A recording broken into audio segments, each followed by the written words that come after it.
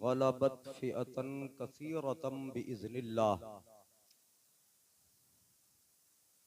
आमन्तु बिल्लाहि सदक़ल्लाहु मौलानल अज़ीम व बल्लगना रसूलुहुन नबियुल अमीनुल करीमुर जितने हुफ़ाज़ फारिग हो रहे हैं स्टेज पर आ जाओ। व नहनु अला ज़ालिका लमिनश शाहिदीना वश्शाकिरीन वल्हम्दुलिल्लाहि रब्बिल आलमीन।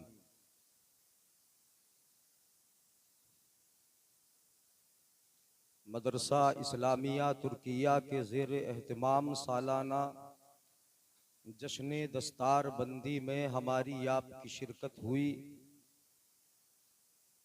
कसरत से उलमाए किराम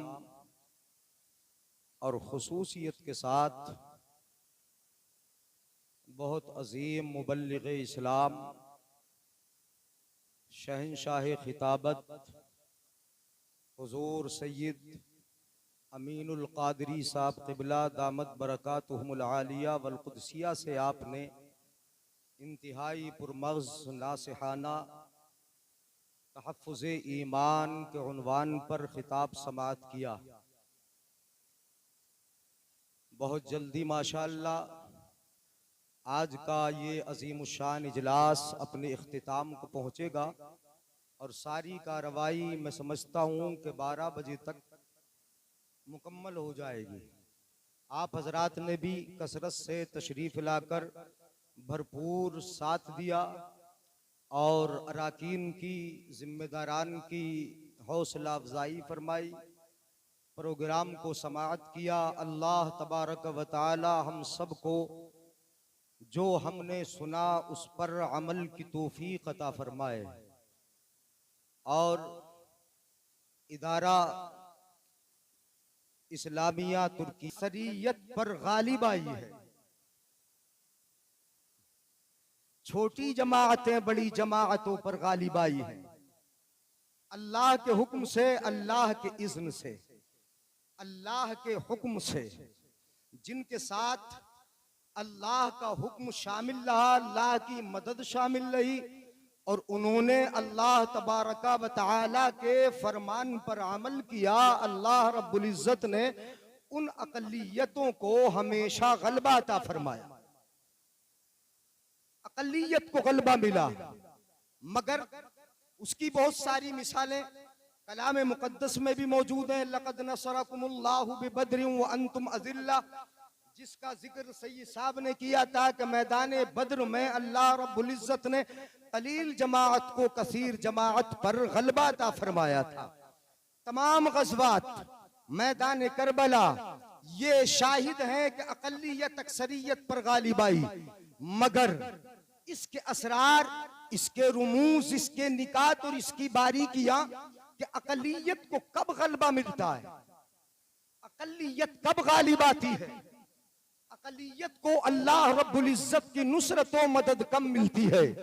याद रखें मेरे भाइयों बुजुर्गों, अक़लियत उस वक्त गालिब आती है जब वो मुनज़्ज़म हो, उनमें नज़्म हो।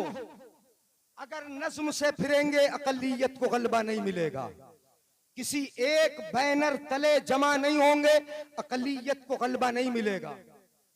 दूसरी चीज, अक़लियत को गलबा उस वक्त मिलता है जब उनमें वहदत हो, इत्तिहाद हो, इत्तिफाक हो।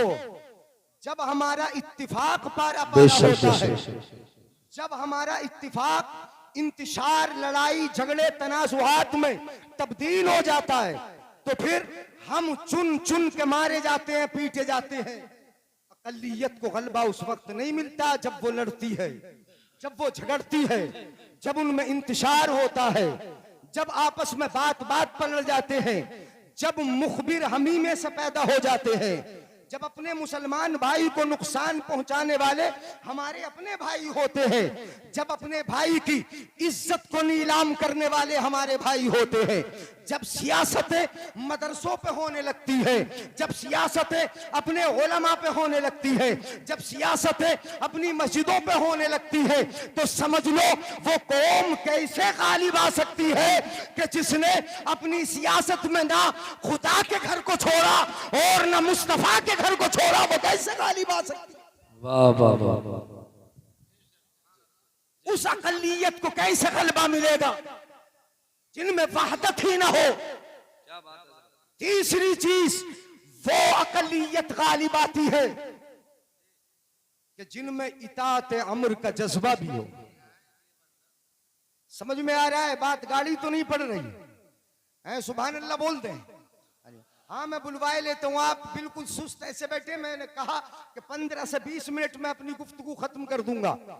जिनमें वहदत हो, जिनमें नज्म हो, जिनमें अल्लाह रब्बुल इज्जत की इताअत, मुस्तफा की फरमा बरदारी, इत्तिबाए सुन्नत का जज्बा हो, वही अकलियत गालिब आती है। और याद रखें अगली बात, आपका नस्बुल ऐन एक हो। सैयद साहब ने बयान किया अपने ईमान की हिफाजत, इस्लाम की हिफाजत।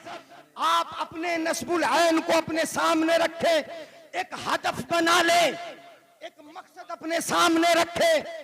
जब हमारे अंदर से जज्बा अपने नस्बुल ऐन में जिद्दोजहद का, कोशिश का ये खत्म हो जाता है तो फिर हमें गलबा कभी नहीं मिलता। एक हो, कुरान पाक में परवरदिगार आलम इरशाद फरमाता है, व अतीउल्लाह व अतीउर रसूल व उलिल अम्रि मिनकुम फ़इन तनाज़अतुम फ़ी शैइन फरुद्दूहु इलल्लाहि वर रसूल। अल्लाह की इताअत करो, रसूल की इताअत करो, इल्म वालों की इताअत करो। बोल लो, उलमा की इताअत करो, अम्र वालों की इताअत करो। व उलिल अम्रि मिनकुम फ़इन तनाज़अतुम फ़ी शैइन। अगर किसी चीज में तुम्हारे दरमियान झगड़ा हो जाए, तनाज़ो हो जाए, इख्तिलाफ राय हो सकता है, आपके नजरियात तब्दील हो सकते हैं, नजरियात चेंज हो सकते हैं, तो फिर उस फैसले को कहां लेके जाओगे? कहां लेके जाओगे? आप अपने मन से फैसला न करो, अपने फैसलों को हुक्काम जो इस दौर के वहां न लेके जाओ। वला तुदलू इलल हुक्काम, हाकिमों के पास न लेके जाओ। फैसला किधर लेके जाना है? फरुद्दूहु इलल्लाहि वर रसूल। अपने फैसलों को अगर देखना है तो कुरान में देख लो, मुस्तफा की शरीयत में देख लो, वहां फैसला तुम्हें मिल जाए।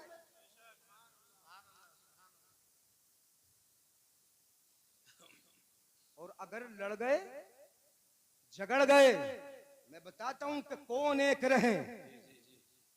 अगर लड़ गए, झगड़ गए मजहब में, दीन में, जलसों में, मस्जिद में, मदरसे में, उलमा में, तो याद रखो कि तुम्हारा भी कोई पुरसाने हाल न होगा।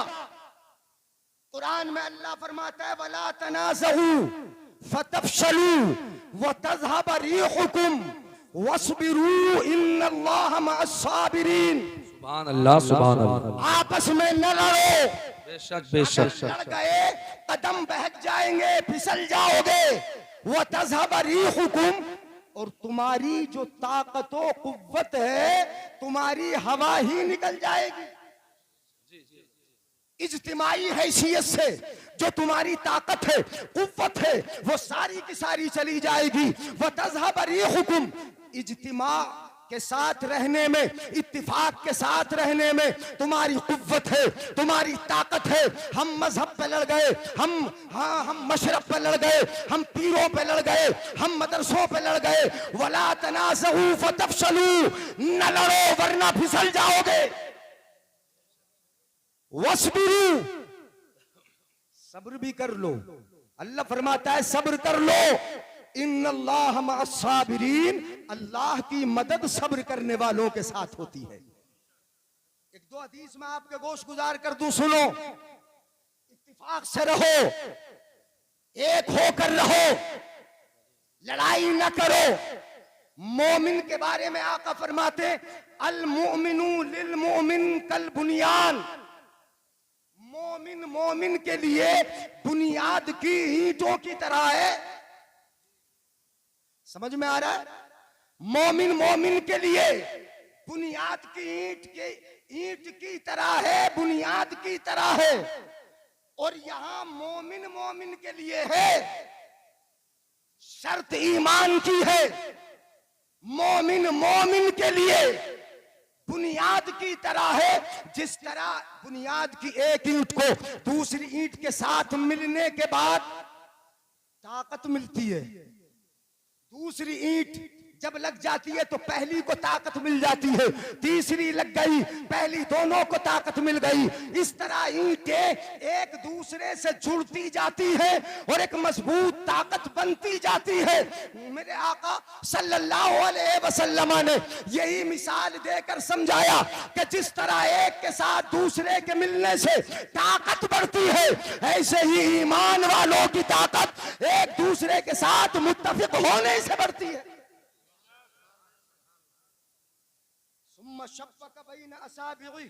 फिर मेरे आका सल्लल्लाहु अलैहि वसल्लम ने इस तरह उंगलियां मिलाई और इनको जोड़कर दिखाया कि जिस तरह उंगलियों के मिल जाने से उंगलियों की ताकत बढ़ गई इन उंगलियों की, ऐसे ही तुम्हारी ताकत भी बढ़ जाएगी।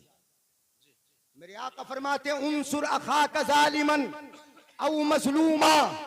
आका फरमाते अपने भाई की मदद कर दिया करो। बोल लो जरा सुभान अल्लाह। उनसुर अखाका, अपने भाई की मदद कर लिया करो। आपका भाई जालिम हो तब भी उसकी मदद करो, मजलूम हो।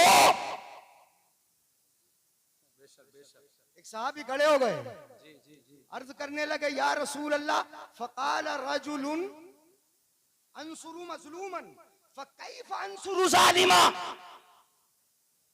खड़े हुए बोले या रसूल अल्लाह, मजलूम की मदद तो समझ में आती है, जो पिट रहा हो उसकी मदद समझ में आती है, जिसकी जमीन छीनी जा रही हो उसकी मदद समझ में आती है, जिसको गालियां बकी जा रही हो उसकी मदद समझ में आती है, जिसको बुरा सा कहा जा रहा हो उसकी मदद समझ में आती है, जिसकी तिजारत पर डाका डाला जा रहा हो उसकी मदद समझ में आती है। मगर जालिम की मदद कैसे करें? मदद जालिम की होगी तो जालिम की मदद कैसे करें या रसूल अल्लाह? जालिमा, जालिम की मदद कैसे होगी? तो आका इरशाद फरमाते, तवज्जो है, अगर समझ में आएगा सुभान अल्लाह बोलोगे। क्या फरमाया आका ने? जालिम की मदद ऐसे होगी फमनअहु मिनज़्ज़ुल्म। जालिम की मदद होगी उसको जुल्म से रोक दो, जमीन मत हड़पने दो, ज्यादती मत करने दो, गालियां मत बकने दो, ऐब जोई मत करने दो, उसको जुल्म से रोक दो। जुल्म से रोक दोगे तो तुम्हारे भाई जालिम की मदद भी हो जाएगी। और मदद कैसे होगी? वो तो जुल्म से रुक रहा, वो दूसरे की जमीन छीनने से रुक रहा, मदद कैसे होगी? वो जहन्नम के गड्ढे से रुक जाएगा, वो आखिरत के अजाब से रुक जाएगा। अगर जुल्म से रुक गया तो आखिरत के अजाब से महफूज हो जाएगा। ऐसे जालिम की भी मदद हो जाएगी। मगर हम तो जालिम का साथ जुल्म में देते हैं, वो जुल्म करता है हम उसे पीछे से चढ़ाते हैं, वो जुल्म करता है हम उसके हवा भरते रहते हैं, हम उसे और बढ़ावा देते रहते हैं। वो जुल्म करता जाता है, उसे और जहन्नम में ढकेल ले। और सुना दूं एक हदीस। अब चूंकि खड़ा हुआ, आप अकेले हाथ उठा के बोले या रसूल अल्लाह। अब यहाँ चूंकि सुस्त से बैठे, इसलिए एक हदीस में सुना दूं बड़ी प्यारी। इताअते अम्र का जज्बा हजरत ने जिक्र फरमाया। मैं एक हदीस की रोशनी में बता दूं कि सहाबा में किस कदर इताअत का जज्बा था। हजरत अब्दुल्ला इब्ने अब्बास रदी अल्लाह ताला अन्हु से यह हदीस पाक मरवी है और गालिबन मुत्तफक अलैह हदीस पाक है। रआ रसूलुल्लाह सल्लल्लाहु अलैहि वसल्लम खातमम मिन ज़हबिन फी यदि रजुलिन। मेरे आका सल्लल्लाहु अलैहि वसल्लम ने एक नौजवान के हाथ में सोने की अंगूठी देखी, मर्द के हाथ में सोने की देखी, दे दी नहीं, क्या देखी? वो सोने की अंगूठी पहने था, साहबी थे, नौजवान थे। आज हम तो मंगनी में अंगूठी पहनाते हैं। मुझसे भी कहा गया एक जगह के अंगूठी पहना दो हजरत, मैंने कहा नहीं पहनाना नहीं, हाथ में दे दो, अगर दे रहे हो तो तोहफे में।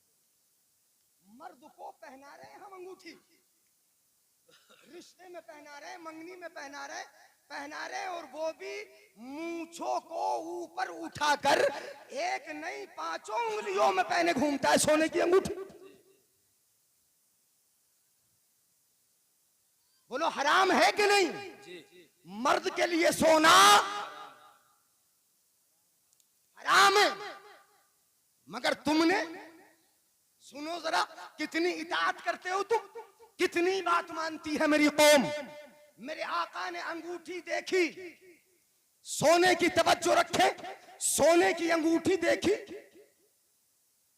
फनज़अहु फतरहहु, मेरे आका ने उन सहाबी का हाथ पकड़ा, उंगली से अंगूठी निकाली और निकाल कर अंगूठी को फेंक दिया मुस्तफा ने। क्या किया मुस्तफा ने? मेरे आका ने यह अमल करके दिखाया कि जब बुराई देखो और हाथ से रोकने की ताकत है तो रोक दो। मेरे आका ने अंगूठी निकाली और फेंक दिया, अंगूठी को फेंक दी। फिर आका ने इरशाद फरमाया, यामुदु अहदुकुम इला जुमरतिन मिनन नार, तुम में का कोई ये अंगूठियां पहनकर फयजालुहा फी यदिही, अपने हाथ में अंगूठी पहनकर जहन्नम की चिंगारी को अपने हाथ में ले रहा है। पता ये चला, हदीस पाक का उन्वान ये हुआ, हदीस पाक ने बता दिया कि मर्द अगर सोना पहन रहा है, चाहे नया दूल्हा ही क्यों ना हो या मंगनी वाला ही क्यों ना हो, अगर सोना पहन रहा है तो वो जहन्नम की चिंगारी को अपने हाथ में लेके घूम रहा है।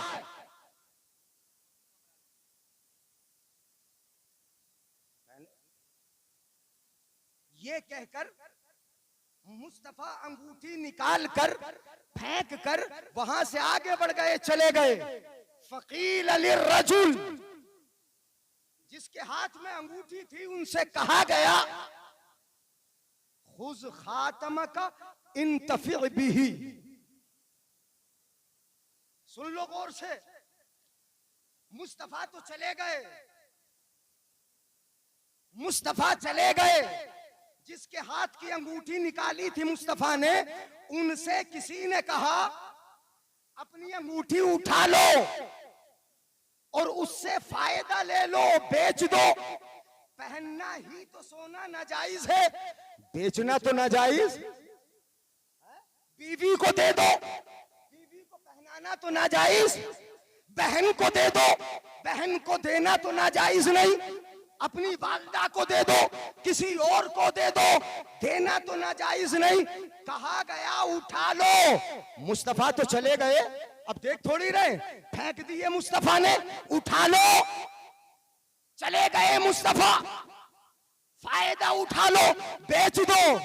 तो सहाबी का जवाब सुनो, वो इताअत अम्र वाले थे, वो इत्तिबाए सुन्नत मुस्तफा वाले थे। नबी अकरम सल्लल्लाहु अलैहि वसल्लम के उस प्यारे सहाबी का जवाब सुनो।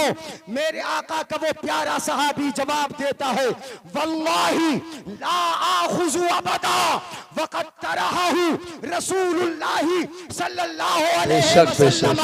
है वो सहाबी कहते हैं, खुदा की कसम मैं उस अंगूठी को कभी उठा नहीं सकता जिसको मेरे आका ने अपने हाथों से फेंक दिया। सुभान अल्लाह। नारे तकबीर, नारे रिसालत, मसलके आला हजरत, अज़मते मुस्तफा, जश्ने दस्तार बंदी, उलमाए अहले सुन्नत।